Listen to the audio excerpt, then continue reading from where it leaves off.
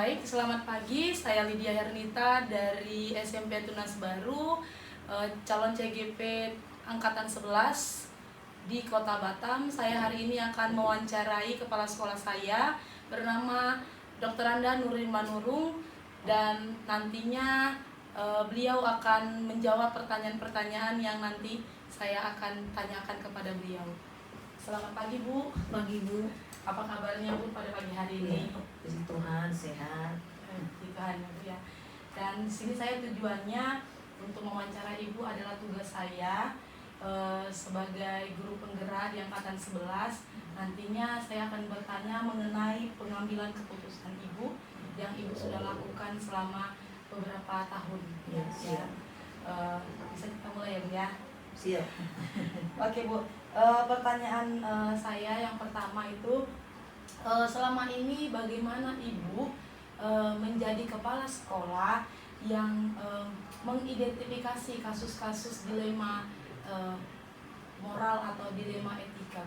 Iya, jadi biasanya kalau menyelesaikan kasus-kasus dilema atau yang berhubungan dengan masalah moral, khususnya siswa ya, pertama saya sebagai pengambil kebijakan atau keputusan mempelajari kasusnya dulu, mencari tahu asal mula kasus itu bagaimana, kenapa itu bisa terjadi, dan apa yang akan saya berikan kepada anak yang bersangkutan untuk menyelesaikan kasus itu, supaya anak itu mengerti dan tahu bahwa itu adalah pelanggaran.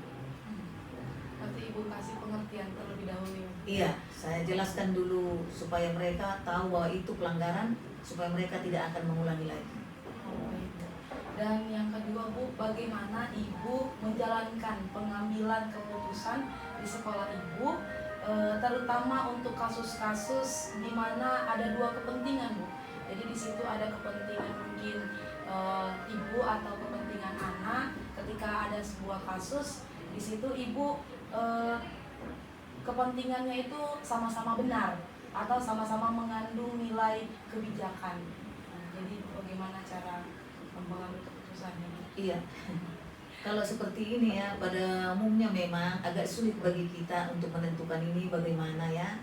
Satu sisi kalau kita lihat anak ini ya, pengen bagaimana dia supaya benar-benar tidak terjerumus lagi dengan hal-hal yang tidak sesuai dengan aturan peraturan sekolah.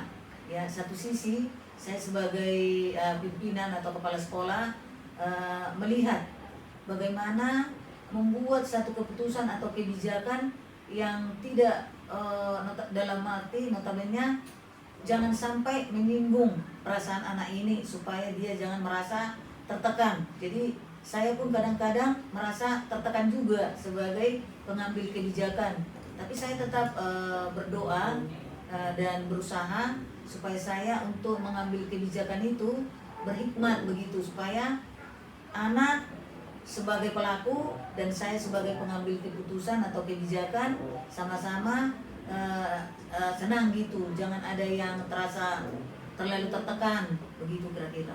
Baik, Bu. Berarti Ibu udah memikirkan ya, Bu, ya, apa yang terjadi nantinya. Iya. Setiap Ibu mengambil keputusan. Baik, Bu. Yang ketiga, Ibu gimana sih cara langkah-langkah atau prosedur seperti apa Ibu ketika Ibu melakukannya selama ini? Iya. Jadi memang saya sebagai pengambil kebijakan punya trik ya. Pertama, seperti yang saya bilang tadi, saya harus pelajari dulu kasusnya. Kemudian yang kedua, ya, saya harus mengerti kenapa kasus itu terjadi, supaya saya bisa mengambil langkah-langkah apa yang harus saya lakukan untuk memberikan pengertian atau edukasi kepada anak yang bersangkutan. Dan ketika itu terjadi, karena saya berikan dia pengertian, dia akan merasa, oh ternyata memang seperti itu. Jadi dia tidak akan merasa, kok saya disudutkan, kok saya begini, begitu. Tapi dia benar-benar kita kasih dia pengertian bahwa itu tidak baik untuk dilakukan. Jadi trik pertama yaitu kita pelajari kasusnya, kita jelaskan kepada anak itu apa sisi positifnya, apa sisi negatifnya, sampai anak itu benar-benar mengerti bahwa yang dia lakukan itu tidak perlu dilakukan untuk lain kali. Itu langkah pertama Ibu mencari tahu dulu ya Iya, Bu, apa pelajari kasusnya. pelajari kasusnya. Berarti udah berpengalaman sekali Bu. Dan yang selanjutnya Bu, apa saja Bu selama ini hal yang Ibu anggap efektif dalam mengambil keputusan dalam kasus-kasus Ibu yang efektifnya Bu ketika ada kasus? Iya. Kalau yang efektif ya, yang saya lihat selama kurang lebih lah 20 tahun saya di sini kepala sekolah. Iya, Bu. Yang pertama itu kita harus komunikasi mulai dari anak yang bersangkutan terus ke wali kelas. Kemudian kita juga harus berkomunikasi dengan pembina OSIS. Dan ini perlu dengan komunikasi dengan orang tua. Jadi ini orang-orang yang satu lingkaran ini harus tahu kasus ini supaya sama-sama untuk mengatasinya. Karena kadang-kadang ya anak itu di sekolah tidak melakukan, tapi di luar melakukan. Kadang-kadang anak itu melakukan di sekolah, di luar tidak melakukan. Jadi ini lingkaran ini harus benar-benar komunikasi yang baik. Mulai dari siswa yang bersangkutan, ke wali kelas, ke pembina OSIS, kepala sekolah, dan orang tua. Bahkan kadang-kadang saya mengundang komite supaya ya dengan harapan kasus itu terselesaikan dan tidak ada dirugikan. Kira-kira seperti itu. Oh ya, berarti itu kayak seperti rantai ya Bu? Iya, ada rantainya. Tidak boleh putus. Tidak boleh putus, iya. Baik Bu. Dan hal-hal apa aja Bu ini yang selama ini yang merupakan tantangan Ibu ketika Ibu mengambil keputusan pada kasus-kasus dilema etika? Iya. Tantangan pertama, jika informasi itu salah. Jadi saya mengambil keputusan, tantangan itu berat. Yang kedua, tantangan kedua, jika orang tua tidak sejalan dengan kita.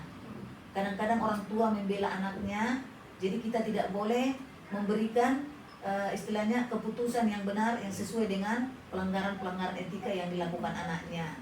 Itu saja sih Bu. Berarti itu tantangan yang terberat Iya. ya Bu ya. Berarti harus sama-sama komunikasinya baik antara sekolah dan orang tua. Iya. Oke, baik Bu. Dan Ibu pastinya punya jadwal tertentu ya Bu ya. Ketika ada suatu kasus ya, bagaimana Ibu menyelesaikan kasus dilema itu? Apakah Ibu langsung menyelesaikan atau Ibu ada jadwal untuk menyelesaikannya? Bagaimana bentuknya? Oke, kalau itu ada dua sistemnya. Kalau kasus itu kira-kira tidak begitu berat, bisa direct saya selesaikan, ya. Tapi kalau kasus itu istilahnya sudah menyangkut agak kasus berat gitu ya, seperti contoh merokok, mencuri, berantam, ya. Ini saya buat jadwal. Jadi saya jadwalkan kadang-kadang contoh hari Senin jam sekian atau hari Selasa jam sekian. Nanti saya di situ sisihkan waktu saya harus betul-betul bertemu dengan anak yang bersangkutan supaya bisa saya bimbing dengan baik. Kira-kira seperti itu. Berarti ada dua ya Bu ya, Iya. fleksibel ya Bu. Kalau Iya. yang ringan pasti Ibu akan langsung selesaikan. Iya, benar. Ketika berat Ibu kasih waktu jadwalnya kapan orang tua siap atau anak siap dan Ibu siap. Iya, betul, iya seperti itu. Baik Bu. Dan pastinya kan ada orang atau yang pendukung Ibu ini yang nantinya akan mengambil keputusan juga selain Ibu. Ada nggak Bu di sini yang pengambil keputusan dalam kasus ini seseorang yang di belakang Ibu? Iya, itu sudah pasti, ya, sudah pasti. Kalau saya sendiri saya pikir tidak bagus lah ya, atau mungkin tidak detail lah keputusan itu. Jadi ada seperti rantai yang saya bilang tadi ya. Apalagi contoh ada wakil saya pembina OSIS, ya, dia sering berkomunikasi dengan saya. Baru guru-guru Bu, guru-guru di tempat saya ini, ya, mereka itu sangat intens ya berkomunikasi dengan saya, melaporkan atau sharing apa-apa yang terjadi di sekolah, ya. Sebenarnya enggak semua sih Bu, adalah beberapa gitu ya, termasuklah yang depan saya ini. Makanya jujur saya ketika ada keluar nama ibu ini, saya langsung yes, karena saya pikir ya banyak hal yang sudah ibu ini bantu saya sebagai pengambil kebijakan untuk hal-hal bagaimana siswa berkembang, mengembangkan karir, mengerti siapa dirinya, apa yang dia harus lakukan kegiatan-kegiatan untuk mengurangi kegiatan-kegiatan yang tidak mendukung untuk mencapai impian mereka. Terima kasih Bu. Ya Bu, mantap ya Bu ya. Berarti ada juga ya Bu ya yang membantu Ibu, seseorang yang faktor-faktor mendukung Ibu ketika mengambil keputusan. Iya, iya pasti. Dan- Termasuk juga ya keluarga lah. Pasti. Kadang-kadang saya di sekolah itu pusing ya, karena begitu kan ada sekitar 800-an Bu kita kan, belum lagi siswa, belum lagi guru, belum lagi orang tua dan lain. Jadi memang kalau saya itu di rumah, suami saya memang sangat mendukung saya. Kalau saya sering di rumah, dia selalu support saya. Ya, itu paling utama ya Bu. Iya, Yang paling dengan utama. anak-anak saya. Luar biasa ya buat Ibu ya. Dan ini Bu yang pertanyaan terakhir ya mungkin ya Bu. Dari semua pembelajaran sebuah kasus yang Ibu udah pernah mengambil keputusannya, bagaimana nih pengalaman Ibu yang mengambil keputusan itu? Iya. Pembelajarannya. Memang ya, pengalaman itu adalah guru yang terbaik. Itu memang nyata ya. Ketika saya pertama sekali diangkat sebagai kepala sekolah, ya, saya flashback balik ya. Ada banyak hal memang yang saya merasa kurang pas ya. Ada banyak kadang-kadang siswa karena melanggar dan lain sampai saya kembalikan sama orang tuanya ya. Tapi puji Tuhan belakangan ini setelah saya beberapa tahun ini betul-betul mempelajari bagaimana penyelesaian kasus, bagaimana karakter anak-anak di usia yang seperti ini, apa yang akan terjadi supaya pendidikan mereka tidak terputus ya. Pokoknya 5 tahun terakhir ini anak-anak nggak pernah lagi saya kembalikan ke orang tua, karena memang kasusnya itu saya sudah punya trik untuk menyelesaikannya. Jadi pembelajarannya Bu yang selama 5 tahun ini Ibu udah mengambil hikmah lah ya Bu ya. Iya benar. Apa yang terjadi selama Iya. Luar biasa untuk hari ini perbincangan saya dengan kepala sekolah saya. Semoga apa yang disampaikan Ibu bisa menjadi panutan bagi saya juga nantinya, karena pengambil keputusan itu bukan mudah ya Bu ya. Dan saya di Guru Penggerak ini bisa melakukannya dengan baik nantinya.